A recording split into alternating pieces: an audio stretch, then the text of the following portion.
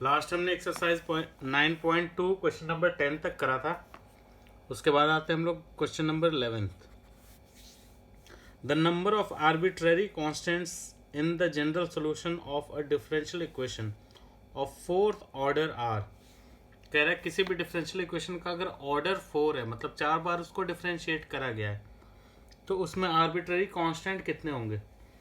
तो किसी भी जनरल इक्वेशन में उतने ही आर्बिट्ररी कांस्टेंट होते हैं, ठीक है, जनरल सॉल्यूशन में, जितनी बार उसको डिफरेंशिएट किया गया है। जैसे ऑर्डर जितना होगा उतना ही उसका आर्बिट्ररी कांस्टेंट होगा। तो इसका डी का हो गया हमारा 4 जनरल सॉल्यूशन के लिए। लेकिन अगर पर्टिकुलर सॉल्यूशन बोले तो पर्टिकुलर सॉल्यूशन में कोई भी आर्बिट्ररी कांस्टेंट नहीं होता है, ठीक है। तो ये इन्फॉर्मेटिव है, पता होना चाहिए। जैसे 12th में पूछा है the number of arbitrary constants in the particular solution, तो पर्टिकुलर सॉल्यूशन में कोई भी ऑर्डर हो, इसमें आर्बिट्ररी कांस्टेंट नहीं होते, तो इसका आंसर होगा 0।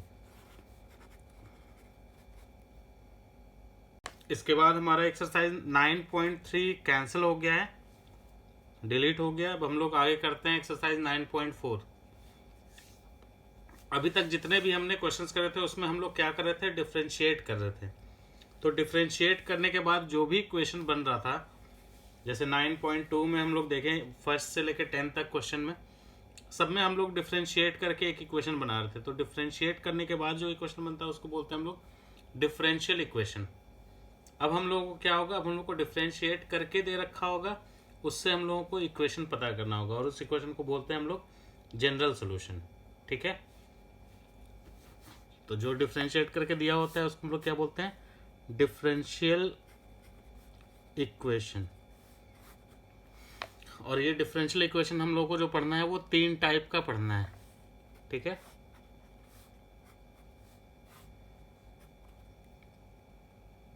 फर्स्ट होता है इसमें वेरिएबल सेपरेबल, और दूसरा है होमोजीनियस, और थर्ड होता है लीनियर। तो ये 3 टाइप के हैं। ये हम लोग पढ़ेंगे एक्सरसाइज 9.4 में, ये पढ़ेंगे हम लोग एक्सरसाइज 9.5 में, और ये पढ़ेंगे हम लोग एक्सरसाइज 9.6 में। तो 1 बाय 1 में इसको समझाता चले जाता हूँ कि क्या क्या पढ़ना है हम लोगों को। Exercise 9.4 variable separable. Variable separable मतलब नाम से ही पता चल रहा है कि जिसके वेरिएबल को हम लोग सेपरेट कर सकते हैं, ठीक है। तो इसमें फर्स्ट क्वेश्चन से हम लोग स्टार्ट करेंगे। पहला क्वेश्चन दे रखा है क्या कि dy by D X is equal to 1 minus cos X upon 1 plus cos X. कह रहा है इसका जनरल सोल्यूशन बताओ, ठीक है। तो ये हम लोग को इक्वेशन दे रखा है, इसका जनरल इक्वेशन हमसे पूछा है। ये डिफरेंशियल इक्वेशन है। ये हमारा वेरिएबल सेपरेबल होगा, क्यों? क्योंकि इसमें हम लोग x के टर्म को एक तरफ और y के टर्म को एक तरफ कर सकते हैं। तो इसको लिख सकते हैं कैसे, D Y is equal to 1 minus cos X upon 1 plus cos X into D X. अब हम लोग क्या करेंगे, दोनों तरफ इंटीग्रेट कर देंगे। ये तो हो गया y, इधर हम लोग फॉर्मूला पहले लगाएंगे क्योंकि अभी ये इंटीग्रेट नहीं हो सकता है।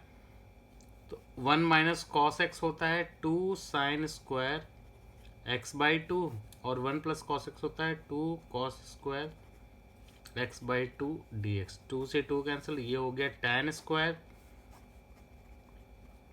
X by 2 D x. हमने इंटीग्रेशन में पढ़ा है कि हम लोग tan स्क्वायर को डायरेक्ट इंटीग्रेट नहीं कर सकते, तो इसको लिखते हैं हम लोग क्या, sec square X by 2 minus 1 D x.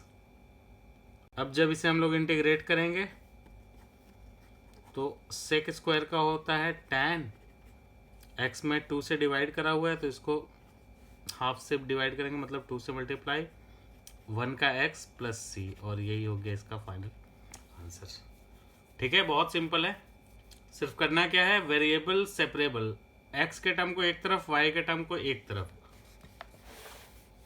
इसके बाद आते हैं नेक्स्ट क्वेश्चन नंबर 2।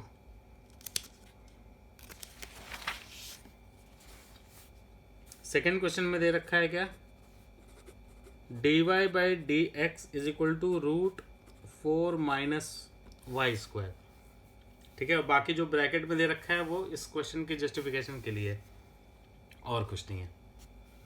इसमें भी क्या करते हैं हम लोग, y वाले टर्म को एक तरफ और x के टर्म को एक तरफ करके उसके बाद इंटीग्रेट करेंगे। यहाँ सीधा सीधा फॉर्मूला लग रहा है,